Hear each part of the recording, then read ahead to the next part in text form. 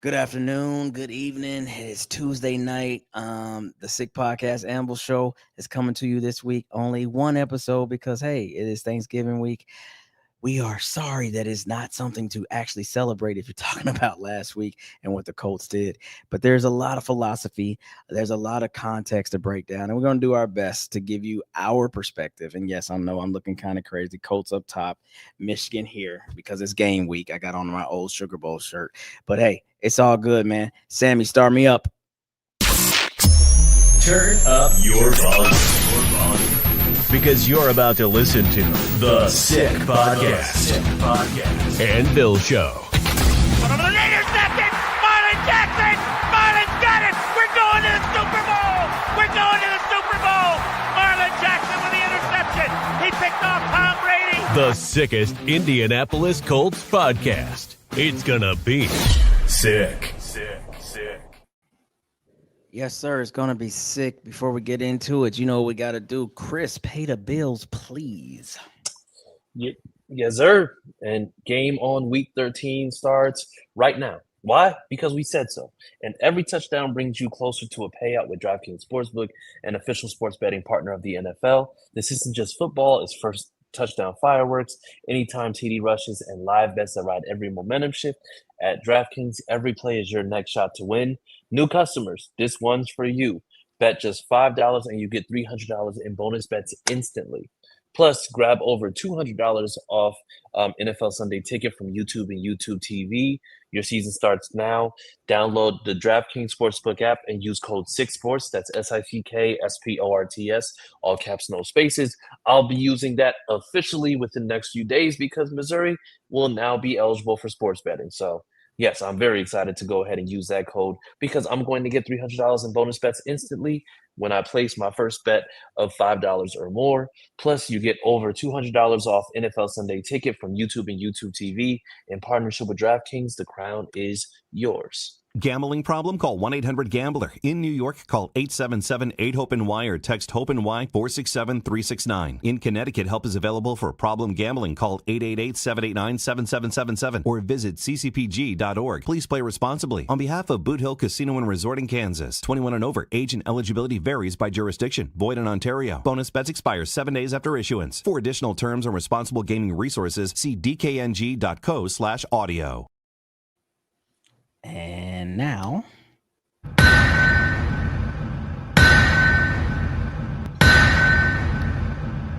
that is the sound of the anvil. That means your boys are here. We are live. It is Thanksgiving week. In the words of Dave Chappelle, we'll be eating all snout, which means we're going to be talking about all the negative things that happened in the game. And no, that does not mean that we are out on the team. We're not down on the team. We're just going to keep the team at absolute bay, meaning we're going to be humble and honest when they're great, and we're going to be humble and honest when they're not so great.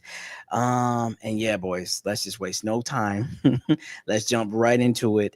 Let's get to why we could not close out the game, because that's what it really was. It wasn't about winning the game. Why couldn't we close out the game up 20-9 to start the fourth quarter, doing pretty well in all areas of the game, going into that phase of the game, and then suddenly, I don't know, something happened. And Chris, we'll start with you because you had a bird's eye view. You were there. So tell us, CJ Colts fan, my bad. What the hell happened?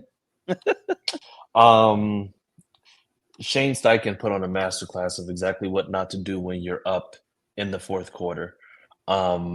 He wanted to get the razzle dazzle. He wanted to make the win exciting. And in the midst of doing that, he forgot that he was playing against a team that has made a living, that has built this empire on being able to get big leads, or not get big leads, but be down a considerable amount and being able to come back to either tie the game and push you to overtime or be able to win in regulation if you're not doing what you need to do.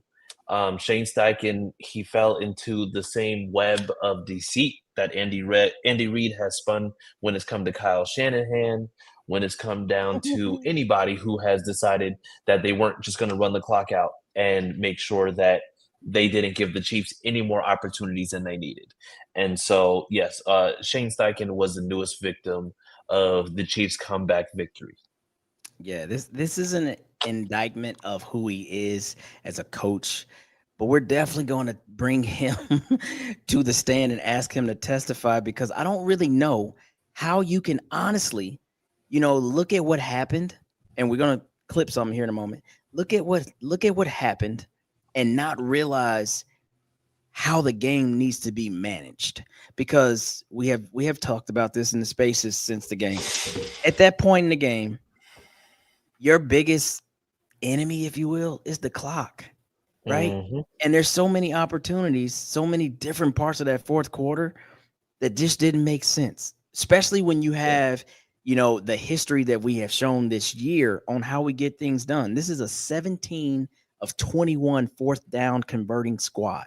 Unprecedented, especially when it's not just tush, push, tush, push, tush, push. He has found ways to get those yards when needed. So I'm going back to where it's 4th and 3. Instead of going for that, you keep everybody on the field and have Daniel Jones go through the motions of trying to draw somebody offsides in their home with the crowd going nuts. That's not really logical. And then you take the delay of game and punt.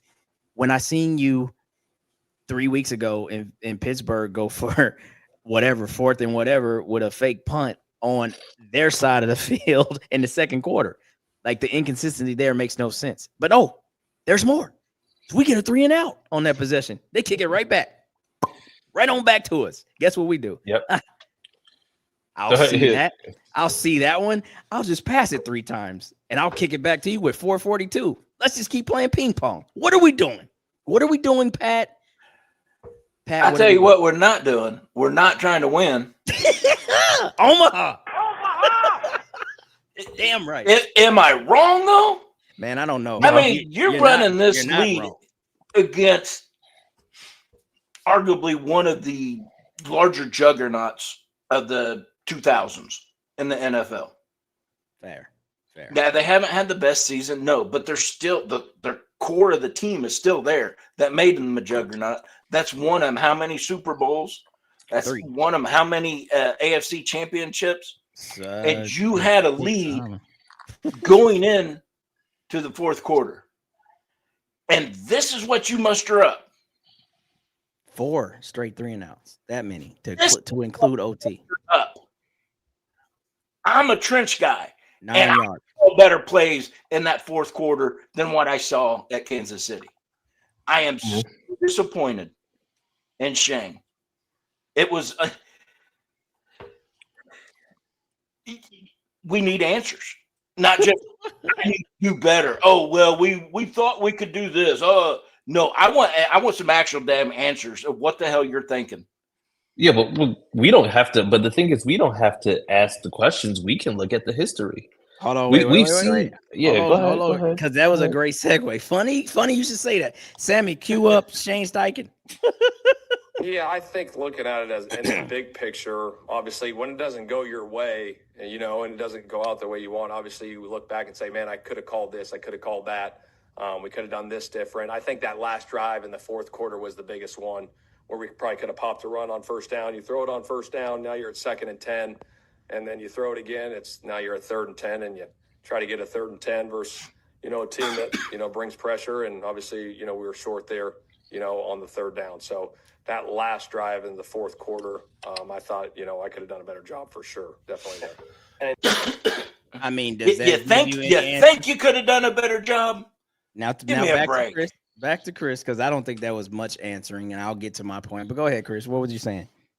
No, I was just going to say we've seen time and time again that Shane Steichen, for some reason, in the fourth quarter, especially in games of this magnitude, he will go away from Jonathan Taylor as if he found out that Jonathan Taylor did one of his near and dear family members absolutely dirty. Like, for the way that he goes away from Jonathan Taylor at times when you have the ability. He had the plague. No, not even the plague. No, because the thing is, the plague is different, because at least then, if Jonathan Taylor absolutely has the plague, then you know what? Then guess what? He can actually go and he doesn't have to worry about him. Keep him on the field for as long as possible. Let everybody else deal with that shit. But the issue that you had, like Jonathan Taylor was still, as of this Sunday, before the 12 o'clock game, Jonathan Taylor was still leading all running backs in the league in rushing yards. And that wasn't by mistake. This is Jonathan Taylor that you have.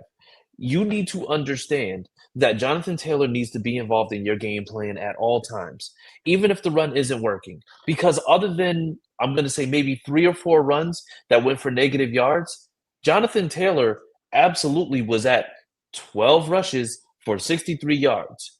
He had 3 or 4 rushes that were -5. And that's what brought that total down. So if we're being completely honest, and we saw it on the other side, Kareem Hunt had 30 rushes in this game, 104 yards. He was even under 3.5 yards per carry. But you know what they did? They continued rushing because they knew that if you continue to let the clock move, you continue to let it go, then you're going to have a lot less time to work with. When that fourth quarter came, when you have all these passing plays and you're trying to, and I know that we said this earlier, but you know what? I'm just going to call a spade a spade. When you try to make Daniel Jones the hero and you put him in situations where you're throwing incompletions, you are giving a team that you've seen time and time again, if you give them enough time, they're going to make things work. They were able to fire off 11 points when we're not killing clock. If you have 4 drives and you kill off clock, guess what you're going to do? That 4 drives possibly turns to 3, maybe even 2, because now there's little to no time to work with, and you're putting them in a position. Shane Steichen's fourth quarter situational play calling is abysmal. Well, I mean, look, this is the team that has won a game with 13 seconds left. So to everything Chris is saying, the clock is your enemy. And I disagree when people say, they shut down JT. No, the fuck they didn't. Because they didn't. My issue with that is, when are you cutting off his number? 14, 15, 16? Honestly, don't cut his number off. When you're up 20-9 going into the fourth quarter, that doesn't mean that the game is over by any means, but it means that now you're going to constitute how you're playing, how you play call based on how much time is left. So if I have the best running back, like he said, what does the odds say? Keep giving him the ball, and he's eventually going to pop one. His biggest run was 28. Okay, but I guarantee you, if you would have just kept running to him, those 4 drives, give him 12 carries. Or what? Yeah, 3 times 4. Give him 12 carries. At least at that point, you're what? 40 seconds every clock, 35 seconds every clock. Is that a start? So do the math. You can run off a minute and 20 seconds ish every time if we don't gain a yard, right? Yep. And actually count the 4th down every time that you punt that bitch with 2 seconds left. So you took off another 38 seconds. Make them call time out to conserve clock versus just throwing it and it's dropping to the ground. Throwing it and it's dropping to the ground. So, no, they did not stop JT because, to his point, he was averaging over 5 yards a carry on 12 carries. But you just went away from, hey, I don't want to win this game in a very conventional manner. I say this, Shane is a very prideful coach. And I think to a lot of a testament to most coaches do have to have a little egotistical, background to them. But sometimes his gets carried away. And if you watch, when we win, go back and look at the Colts clips that'll come up on the Indianapolis Colts Instagram or Facebook. Listen to how he plays. Oh, I got him with this one. Oh, watch this. Oh, yeah, we got him with this. Boom. There it is, baby. That's him. That's what he wanted in that moment. I don't even think it's about making his quarterback great or nothing like that. I'm not saying that he doesn't care about his quarterbacks. This is his way to impact the game. And because he can't be a player, he has to do it with his play call sheet. And if that shit goes great, then you get that boom, got him, boom. And that's who he is. And we need to understand that. We need to understand that. Completely contrary to what he preaches to these players. Well, hey. You got to be a team player. It's about the win. It's not about the individual accolades. It's about winning. It's about winning as a team. We've heard it. Yeah. And now this is coming to light, and it makes perfect sense. Even the other side, we pass the score, we run to win. Where's the running to win? There's the contradiction. Where's that? Where's the run to win, Shane? That's your philosophy. With a running back that's in the MVP race. Yeah. So you got the people. This is another example of when you have a philosophy as a coach, and I feel this way. If people feel differently, then that's fine. But the thing is, when you have a coach who was a quarterback, you can have a guy who's been in systems and who's been able to do great things. But the issue that you have is some of that former quarterback stuff is going to show up. And what we're seeing right now is you're putting Daniel Jones in a position where you're trying to make him be a hero in a situation where he doesn't have to be. But the more pressure that you put on him, the more likely it is that you're going to see something different. If this wasn't the Chiefs, I might have felt a little bit better with putting the ball in Daniel Jones's hands. But the thing is, you knew exactly what the Chiefs were going to do because it's not like they haven't seen this before. But the other issue then becomes you want Daniel Jones to make something shake, and you get 6 yards of total offense in the fourth quarter. But then what do? When we're going to overtime, when we have zero momentum, when there's nothing that the offense has done except for getting 6 yards of total offense, we win the coin toss and you elect to receive. That is your philosophy working against you. You chose to be aggressive in a moment where if it really came down to it, you should have let the defense had the best day that they've had possible. They turned Pat Mahomes, they turned the Chiefs offense over twice, and they were actually able to get to Mahomes at times. But then you go into overtime and you say, no, we're going to get the ball. And then what do? 3 and out. You pass, and then you run. You do the same thing that you did in the fourth quarter to make it go into overtime. Out of the same formation. You can't show them the same formation 3 times. Wiping your ass before you're done. You know what, Pat? Okay. I'll take it. I'll take it because that analogy fits that situation. That was Sir, you talked about I could have just said like walk away like the plague, and that was what you went with. Like you gave me a better suggestion than you had for that one. Like what? Sorry, my hillbilly been coming out on that one. Did I laugh myself off of this production? My bad. You did. It's just like you were there and then you weren't, and then it was crazy times. So yeah, yes, I had to take a knee. This boy's going nuts. But look, man. Here's the deal, man. Like I think honestly, again, and I say this because I think those are secondary effects. The Daniel Jones part that you brought up. It's honestly him, man. This is how he coaches, bro. I mean, we can go back before it was Daniel Jones. I don't think he was trying to make Gardner Minshew look like a hero when he called that 4th and what the hell 2 years ago against Houston. That's him. That was buried in the playbook somewhere. It was like, oh, they ain't gonna see this coming. Watch this, Tyler Goodson for the game potentially, at least to get the first down. No, that didn't work. That didn't work. So this is just who he is. He is a prideful, egotistical coach, and that's fine because most of them are. But you have to have this real baseline point of view at times. A lot of times, this is why I don't like Nick Sirianni, but I give him all the credit. He didn't give 2 shits about his offense crying to him, his receivers being divas, making all these jokes in the media. Were we winning or were we not? Until this week, they were still finding ways to win with an inept wide receiving core. Not throwing the ball. Jalen Hurts ain't doing this, but they always come out with a W, except for this weekend against the Cowboys. And he didn't give a shit about his pride or ego there. Shane Steichen needs to take a page out of that because guess what? He worked under him, right? Mm-hmm. Like, call your I won't call him your mentor. You're about the same age, but call your previous boss and be like, hey, man, help me level myself out. Because, look, Nick gave up the play sheet this year. I mean, I think that's really the session for these head coaches that are OCs first.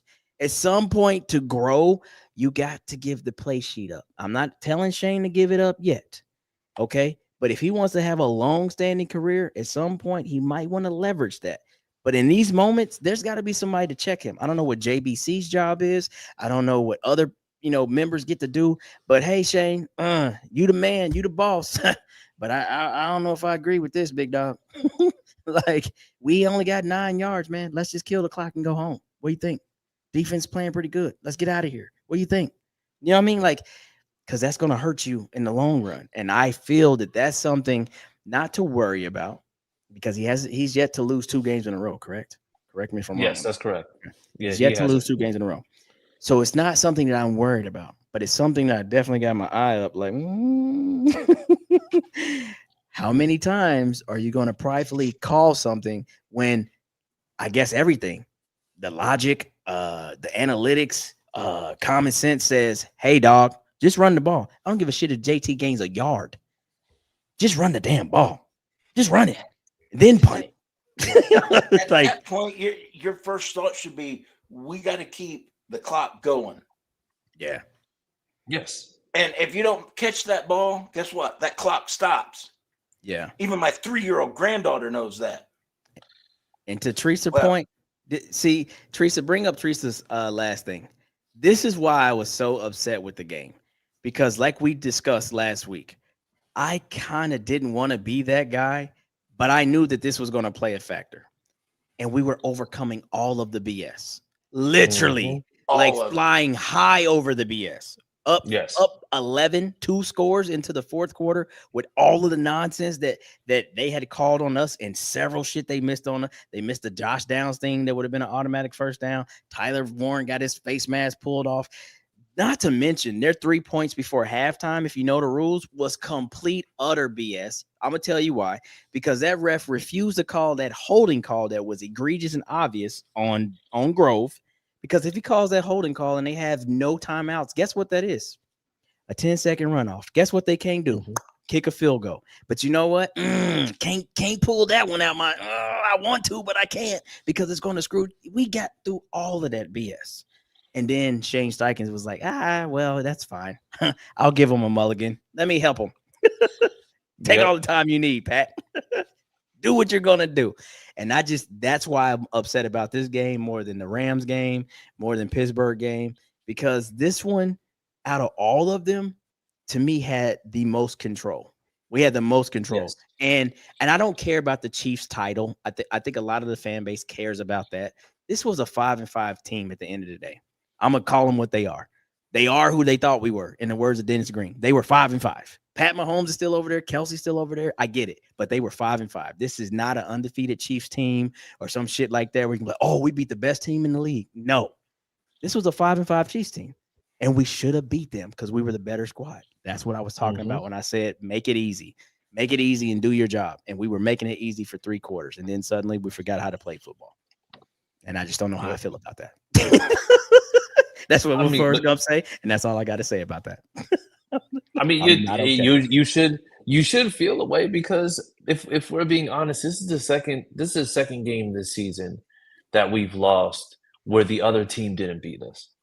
Yeah. This is the second game that we've lost where we got in our own way, and to your point, overcoming all the like Grover Stewart, of course, we'll say it absolutely was to the rule of the law, because quarterbacks these days, you basically have you can't even shoot them with a Nerf gun without being called for roughing the passer.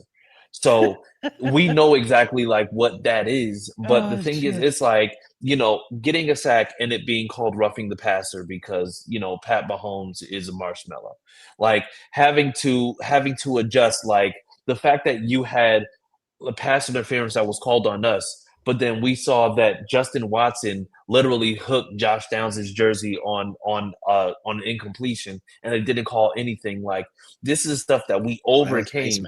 He had this only. Oh no! It was a face mask. Also, I'm talking about a different play. Oh, okay. Yeah, there was one where Josh Downs was in the air, and the guy had his he hooked him here, and you can see it clear as day. Like, you literally heard dog, call something, because that was egregious. But for us to overcome all of that, still be up 20-9, and mind you, to that point, you had held them to 3 field goals, and they only scored a touchdown on the entire day. They scored 1 touchdown. So defensively, we did everything that you need to do. And all you had to do is just go and just close out the game that you needed to. Even if the run's not working, we learned from the Chiefs during that game, even if you stuff Kareem Hunt in the backfield, guess what? The clock is still moving. And you can whittle that clock down as much as you want to. There's no reason why you should have gave the Chiefs even 5 minutes left on the clock. Like, there was no reason to, but, it's – Do I want JT to average 25, 26 carries a game? No. But are there games where he damn sure need to get 26 to 30? Yes. Yesterday was that, or sorry, Sunday was a game like that. That's what I'm talking about. The usage and the understanding of how game. I mean, because how many touches did he? I mean, how many runs did he have in Berlin? 30 as well. 28. He had 30. Yeah, it was high 20s, but I think he had like 32 total touches. Like, he was completely involved in the offense as a whole. So, and he didn't pop that run into the fourth quarter, right? Correct me if I'm wrong. I mean, I was there. You would think I remember, but I'm sure that was it was the fourth quarter. Yeah, he popped that long run. So what I'm getting at is, I'm not going to say they stopped JT. I'm gonna say we stopped JT, and this is the problem. And again, we could talk about this ad nauseum and just keeps recycling the same points. But until our head coach removes himself from the competitor aspect in the sense of every play that I call needs to be memorable, I think it's more of that. Because it's not that he doesn't care about Daniel Jones, or it's not that he doesn't care about Gardner Minshew. Of course he cares about his quarterback. But it's how he tries to get shit done that is completely unnecessary. Sometimes we'll say too cute. The Houston call 2 years ago, that was too cute for a lot of reasons. What he was doing on Sunday, that was not too cute. That was just irresponsible. Because he was calling very basic passes. Like, there was nothing fancy about these passes or these things that he was drawing up. It was just unnecessary. So that's not too cutesy. That's not getting too smart for yourself. He's not outthinking himself. None of that. That's him wanting to accomplish something in a certain way. That's why there's so many different ways, as they say, to skin a cat, eat the elephant, whatever analogy you want. But some of that shit is very basic and maligned. And I don't think that he likes the basic and maligned version of anything. And that's a problem for me. It really is, because he feels, to Chris's point, that he has a quarterback that has unlocked his playbook. And it's like the dude on the guy that stole the playbook on the Water Boy. Remember what was inside of the playbook? And he like, man, I got so many good plays. I feel like Shane Steichen's playbook is like that. And he's like, I got Daniel Jones. He can do all this stuff, versus having AR who couldn't. And so he's just got to humble himself. So all this be better for the team shit, cut the bullshit. What I want from my head coach is to go up there and own what happened. In the moment. Look, time is of the essence. Time is my enemy. I got in my way. I was dialing some stuff up, some stuff that we talked about during the week. I thought it would work there, when all actuality, I should have just handed it to 28, live with the outcome. I can handle that all day. But when you tell me you got to go watch tape on moments that you called, I'm not here for that shit. You called them. You know what happened. What are you watching tape for? It's not like we're saying go review a certain play where, was that really a pass interference? Was that really this or really that? No, you know what you called, my dog. So just own that right there in the moment, and let's move on to Houston. I can roll with a competent coach who's going to speak like that. But all this wishy-washy stuff, it takes me back to last year. Flacco's my quarterback. Anthony's my quarterback. Flacco's my quarterback. Nah, Anthony's my quarterback. What? Don't get back into that. Mr. Clyde, Mr. Coach Clyde. Yeah. Don't get me back into that mode, because I have moved on from that. But these moments right here, that bothers me. When they ask you tough questions that are of logic, answer them. Dog, please. What were you doing? Yeah, shit. In the heat of the moment, in the heat of the battle, me and Daniel talked about some moments like this. We saw those moments. We thought they were working, but in all actuality, 3 straight passes is pretty irresponsible clock management. And that's where I need to get better. I need to be better for the team. Way too gray and broad. I need to get better, because the clock told me this is what I should do, and I went the other way. Move the hell on. I be like that. Appreciate you, Coach. On to Houston. But all this, But hey, I don't write the check, so do what you want. That Carly writes the checks. Now, I would like to hear the conversation with Carly. How much? let's throw that wrench into the fire. What Carly say about this? Hey man, what was you trying to lose that game for me? What the fuck are we doing here? You think that happened? Yeah. Jesus Christ. I'm just playing Carly. She was on her believe headset so. saying, "What the hell is this guy doing?" She was on the headset. I could imagine her on the headset like they didn't show her either. Did anybody see Carly on TV? They showed her at the beginning. They showed her at the beginning of the game on the sideline, but I think it was like just because of how much moving around they were doing, because the personnel on that one, at least defensively, they were shifting people kind of in and out. Like there were times where it's just like they had Ward off the field for certain defensive sets just based on some of the stuff that they were doing. So, like I said, it's just like it was easy to lose her in the shuffle. Like you saw her every now and then, but it's just like you lost her a few different I'm talking times. about on the TV. Because normally they'll give us 1 or 2 views of her just with the headset. She's right in her little pad. But I would love to see her when she's like, did we just run that shit? I'm sorry, did we just pass that shit 3 times and didn't take nothing? I mean, I might not be the head coach, but I don't think that's the way to go. Just saying. Wait a minute. We just did it again this next series? Like, wait, 4 3-and-outs, and we got like 2 runs and all of that. Oh, what am I paying this running back for? Why is he? It's not even what do you pay. It's not even what are you paying the running back for. It's when you throw the first 3 incompletions. Why the hell are we not electing to run? Because I mean, honestly, if you throw and it's incomplete and the clock has only moved 3 seconds from when you threw it, why in the absolute hell are you not saying, hey, by the way, let's run? I don't give a damn if you run with Tyler Warren out of a fullback set.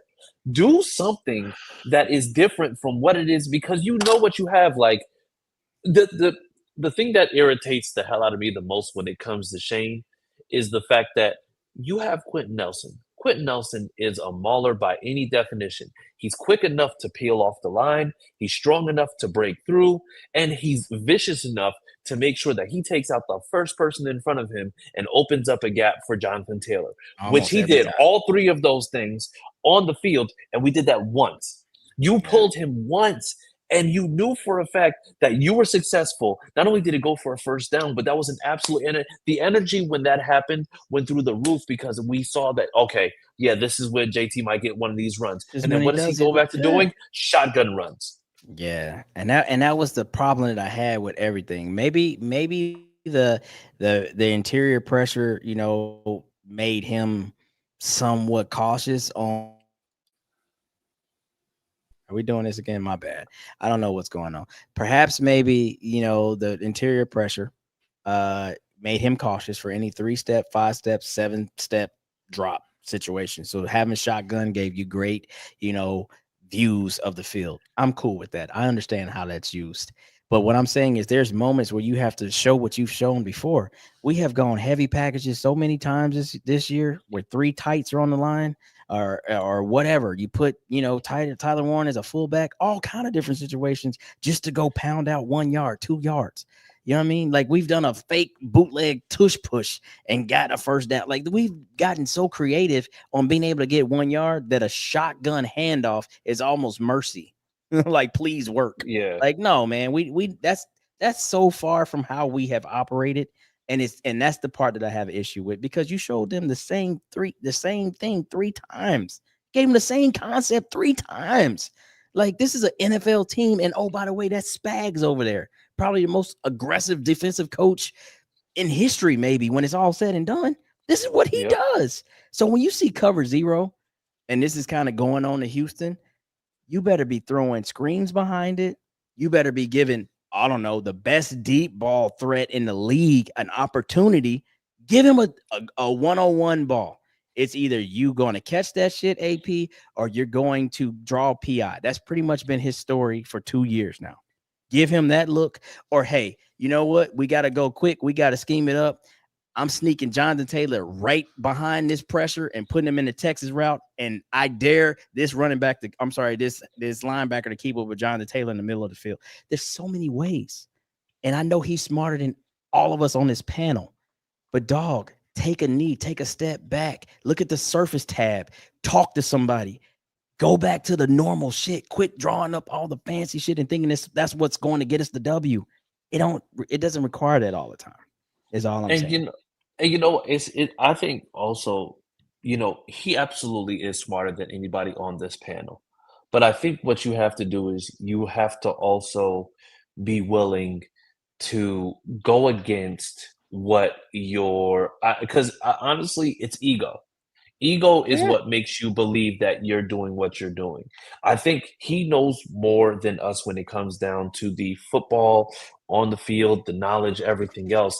But I think when it comes down to the ego, it's very easy for us to remove the ego from it because you know that in games when this team is playing and when it's firing on all cylinders, in a game where you made Pat Mahomes throw an interception, in a game where you made Kareem Hunt fumble, in a game where you knew that you were basically had Pat Mahomes running for his life, all you had to do was just do the conventional simple things by making sure that you whittled the clock down as much as possible and you make sure that you make the clock their enemy as opposed to ours. And in what you did in 4 drives, you made the clock our enemy instead of theirs when you didn't have to go for the razzle dazzle. You didn't have to go for the shiny glittery win. All you had to do was get the tough win, get what you needed to do, because ultimately Get the hell out of Dodge. I really do believe that if you go and you run the clock down, Kansas City maybe gets another field goal. And now you're walking out of Arrowhead with a 20-12 win because you did everything that you possibly could. Yeah, man. But instead, we're here talking about a 23-20 loss. I say you steal two things out of what they did during that game while it's happening to you. That's being consistent with the run. So, hey, they gave Kareem Hunt old ass 30 carries. I'm at least give Jonathan Taylor 24, 25. That's number one. And number two, oh, by the way, he's afraid to test my guys on the outside. But he's killing us across the middle. Okay. Oh, God, Spags is blitzing. Going on that middle. But hold on. Spags is blitzing. Cool.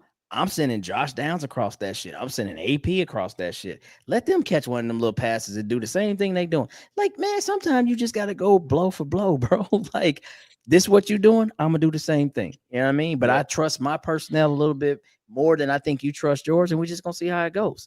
But all this, like, I got to mastermind and outthink Andy Reid and outthink Spagnuolo.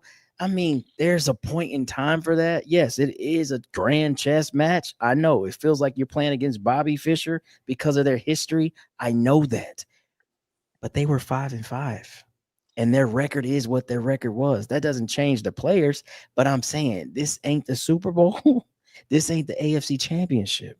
This is a 5-5 Chiefs team that's playing for their life, and you have them down by their throat. So I'm going to take it, bro. I'm literally going to end you. And that's going to be number 28 and number 84. That's who's about to end number 56. That's who's about to end you. I'm sorry that it's got to be this way, but that's how we're going to do this. And we'll see you when we see you, if we see you. That should be the outcome of this week 12 victory loss, but it wasn't. And so that's fine. So some positive things happen. Latu is really him. He has like 3 picks on the year, 6 sacks. I know Myles Garrett has 17, 18, whole different category. Oh no, that's the most in the Super. So 6 sacks and 3 interceptions. I believe they said that's the most by a defensive end in the Super Bowl era. Yeah, I mean, look, there's a stat for everything. I'm not even talking about that. What I'm saying is Latu is growing right before our eyes, and I'm telling you right now, this sounds like some fantasy crazy talk, but Latu could probably in his last 2 seasons, he could probably have like 25, 30 sacks. But you know why he doesn't? 2 things. The first one was on him. Hold the shit out of Okay, well, that's the second thing. The first one's on him. Like he wasn't getting the job done as far as closing. He was falling off of the quarterback or coming too wide or coming too high, a bunch of different things. But now the second one, like you said, they're literally tearing the man's jersey off, and the refs just don't. And I don't want to hear that sorry ass excuse. I can call holding on every penalty, on every drive or every play. That's fine. Well, then do it when it's egregious, because every time it's egregious. We're not talking about like, hey, he tugged his jersey. No. We're talking about he beat that person so bad, wrapping 2 arms around him. Half of his shit, like he's coming at the guy like this, and the ref is looking. And he's like, that should probably be minus 15. But you know what? Oh, I can't do that one. You know what I mean? I don't want to do that one. You know, like it's crazy, bro. And it needs to stop. The NFL needs to get away from, and it's not even Pat Mahomes. They just need to get away from, we could call it every play. Call it when it's egregious, bro. Just help us out with that. And I'm okay with it because my boy should be the talk of the town right now. He should be like, yeah, Latu gonna break, Strahan's record too. Because shit, if Miles got 18, he's got 16. He's right behind him. He should be like that, but he doesn't get the opportunity because I don't know why. I don't know why he doesn't get the opportunity to get those calls in our favor. It really pisses me off. Yeah. So that happened. What else was positive that we could bring out of this? We didn't give up a sack. Ogletree got another touchdown. Yes, his first catch and his first touchdown for the year, but a second touchdown total. Yeah, that's our friend of the show. So shout out Tree, with the great footwork too. His big ass. Yes. Next time I see him, like I didn't know you could do that. I see you've been paying attention to the wide receiver drills, trying to get in the ladders or something. Because who knew you can get them 17s down like that? You know what I mean? So good on my man there. Okay. We got 4 sacks. That was good. Yeah. You know what? And I think we can point out individual things about it, but the defense played a total of 42 minutes in this game. Nasty word. And for you to have 42 minutes of defense played against this team, and you only allowed 1 touchdown, and then they had to kick 5 field goals, that's nothing short of impressive, especially against a Colts defense. Because defensively, we don't do shit like that against teams who generally are very good teams or who are generally more experienced teams than what we've seen before. And Pat Mahomes did not want to test the outsides. No, he didn't. He didn't. And I mean, that's just a testament to the fact that other than a couple of plays across the middle, like they kept them at bay for the most part. But the issue was, like I said, it's just like they were on the field for 42 minutes. Like when you have a unit that's on the field for 42 minutes, eventually you're going to end up giving up some shit, unfortunately.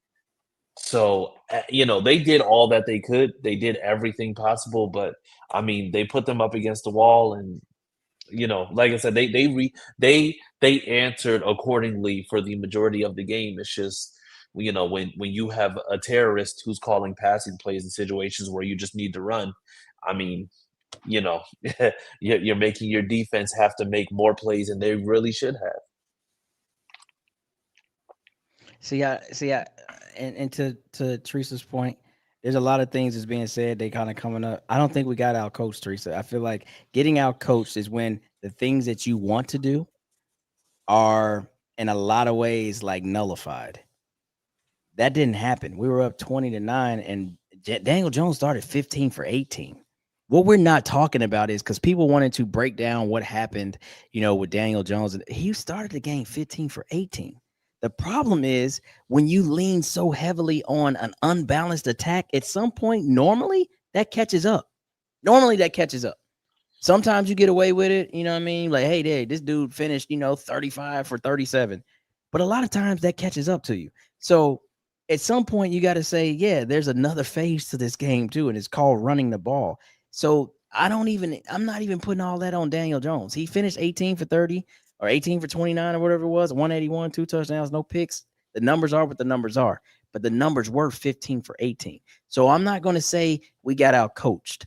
Our coach was too damn prideful, and that cost us the game because his play call sheet looks a certain way, and I know that he has checks to the checks to the checks, or he probably has runs over here and passes over here, or whatever he has.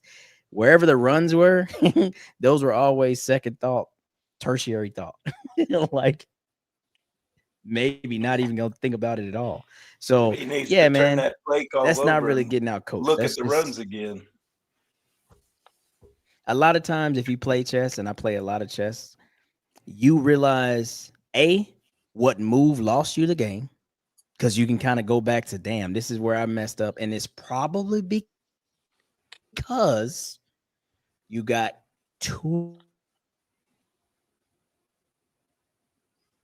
It's probably, I don't know what's going on over here. It's probably because you got too aggressive, right? So that's how this game played out for me. There's moments in that game that he can circle like, this is probably where I lost the game, right? And I didn't adjust, because you still have chances to adjust once you make that aggressive move, but you want to remain in a certain mindset. That's just how chess goes. You don't want to start backing up. You don't be aggressive to then back up. So if you put the pressure on, you try to stay that way. And I think that was his goal all day. Put pressure on them. You know what I mean? Beat them with big plays, beat them with creative plays, keep them, always kind of like trying to adjust and figure things out instead of just, hey man, take a piece. You know what? You go 3 and out, but it's runs, and you punt the ball and you gave in 2 minutes off the clock. That's a little piece. Give me that pawn. I got the ball back. I did that again. Give me another piece. Maybe this time's a bishop. Like, meaning I'm actually being effective and not actually being effective. I haven't gained no yards, but I took time off the clock. Good. That's a win. Good job. Excellent job. But punt on all incompletes. It's a bad look, man. That's we save the clock for you. Yeah, that's neither here, man. All right, we're gonna do sick picks and then do our things and get the hell out of here. So, Sammy, if you will, sick picks, please. It's time for Sick Picks. Brought to you by DraftKings. The crown is yours. I guess we're not really gonna get to preview Houston, so we can do that in the most lightning round ever. Beat them by 1 million. My sick pick, Daniel Jones for 800 yards, 7 touchdowns. Okay, no, I'm just kidding. That's a lot of spite. Somebody has to pay for this. But I'm not that guy. I'm not that guy. A W is a W. So yes, for me, my sick. No. My sick pick is this. Am I frozen again? Yes. No, you're not frozen. I think a storm you are technically in here. Like, Texas weather's been stupid. Yeah, Texas weather's been being dumb. I think a storm is rolling in. So my apologies to everybody's watching. But my sick pick, I'll lead. It's not about JT getting back on track, but JT's going to have a game. So I'm going to go JT 110 on at least 22 carries. So you have 110 on the ground, 22 carries, and I think he'll have a couple out the backfield as well. So he'll probably have another 30, 40 yards there. So let's go 150 total yards, JT, 2 touchdowns. That's my sick-ass pick. What you're thinking, Chris? Let me spit mine out. I got Tyler Warren over 100 yards with at least 1 tutty. Okay, I like that, because screens is the way to beat this defense. Yes, that defense is going to come, and they're fast, they're physical. Screen. Yep. Check and release all day. Check and release. What you got, Chris? You know what? I want to do something a little bit out the box, and it's only because of the fact that I think, like, we've seen this a little bit. I know that they've talked about the 2 edges being those guys that are going to end up rushing. Book Daniel Jones, 40 rushing yards and a rushing TD. Daniel Jones, 40 rushes? Daniel Jones, 40 rushing yards and a rushing touchdown. All right, cool. I want to go passing yards, but the thing is, I really do feel like this is one of those games where he might actually break loose on a couple of them, and that's just because with the type of history that this team has, I think they want to dare Jonathan Taylor to go out and do what they believe he can do, because I mean, this is a guy for the last few games. I mean, just the last 4 games that he's played against them. It's been the last game, 20 rushes, 105. There was the other one where it was 16 for 48. That was week 1 last year. But then you had the other game, which was 30 for 188, 31 for 161. So if he gets the volume, it'll be there. But I have a feeling that with Jonathan Taylor going out the backfield, I have a feeling they're going to be paying a lot more attention to him. And that's going to allow for Daniel Jones to be able to go ahead and break loose. So I will say Daniel Jones, 40 rushing yards and a rushing touchdown.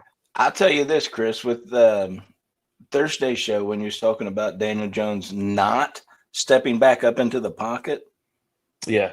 I was mindful of that. And he done a lot better job this last game stepping up into that pocket. Yeah.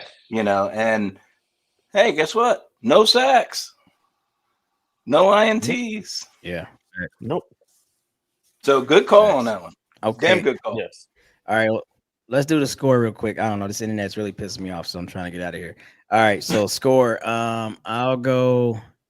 I don't know if we quite get our average, but I'll go 28. I'll go 28-20 Colts. Who was up next? I'll go. No, Pat's just eating 27-13 Colts. His brown dirt.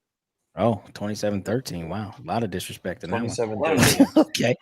I don't All right, trust. Like I 27-13. said, they're going to be, if CJ plays, they're going to be hoping to God that CJ gets back on track. But we've never had a secondary that's been able to contend with the pass, and now you do. So Yeah, I have a I feeling agree. that this is going to make things much tougher for CJ. So, you know, I think we'll definitely hold them to 13. 24-17. Max calls him Mariota with looks. 27. Mariota with 24-17. All right. Okay. Mariota with locks. All right, man. All right. CJ, go ahead and do your Cialis. Close us out, please. Before we do, I want to shout out, and only because of the fact that we've had so many people from so many different channels, so many different platforms. So I want to make sure we shout out everybody. Diamond Dave, Patrick, Truth, of course, a very good friend. Stacy, also very good friend of the pod. Mike, Nathan, Ronnie, Chris. He said you met one of my classmates. DM me, let me know, because I met a lot of people, so it's crazy.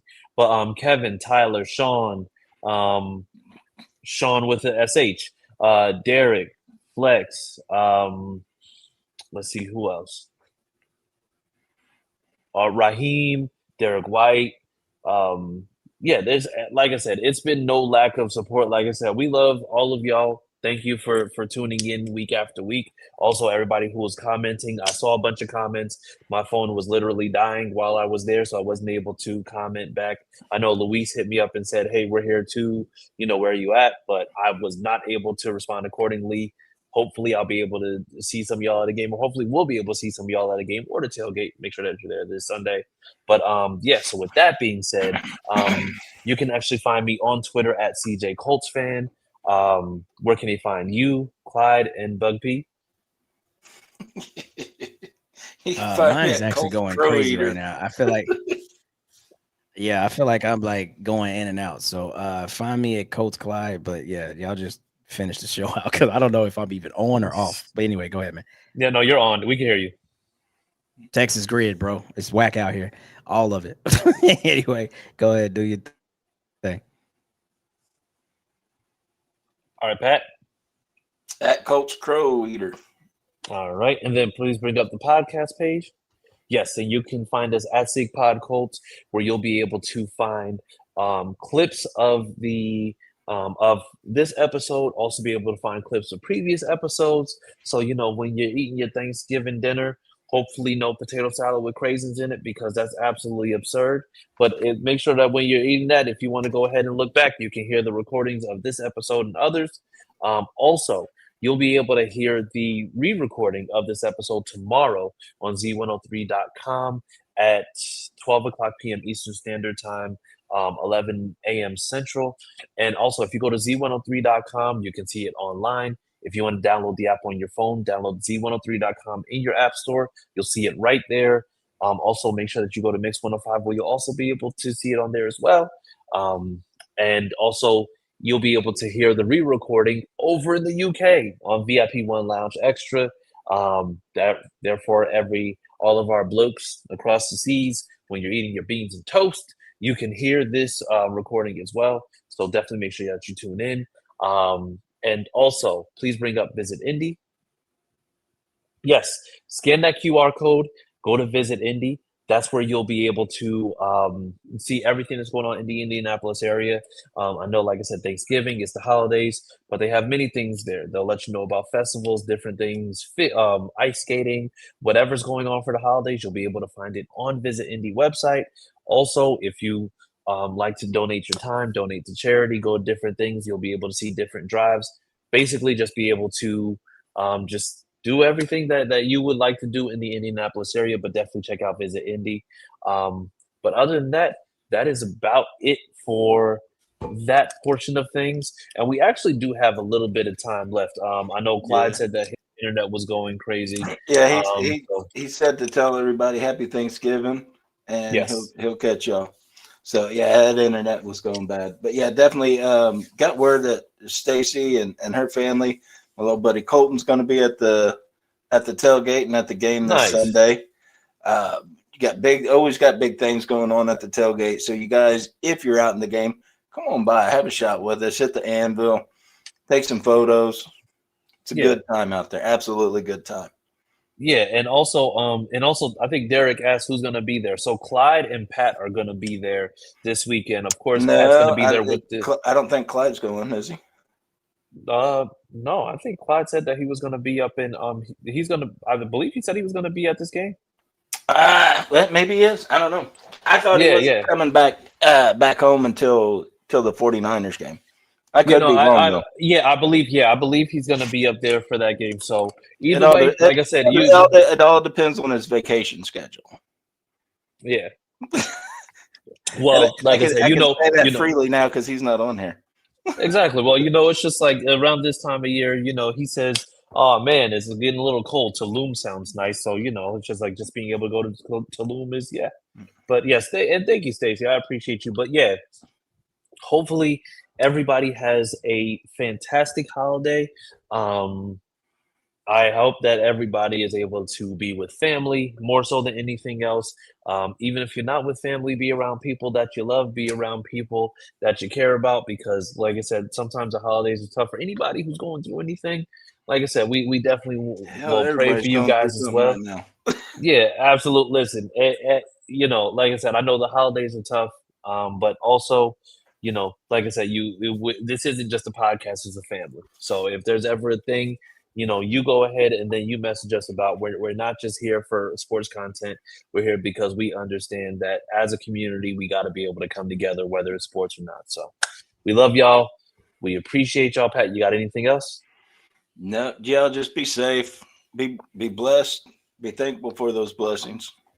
Yes, absolutely. And so with that being said, have a great week. Happy Thanksgiving. Sammy, take us home. And that's a wrap. Hope you don't miss us too much until next time. Follow the Sick Podcast and Bill Show on YouTube, Instagram, Facebook, Google Play, and Apple Podcasts.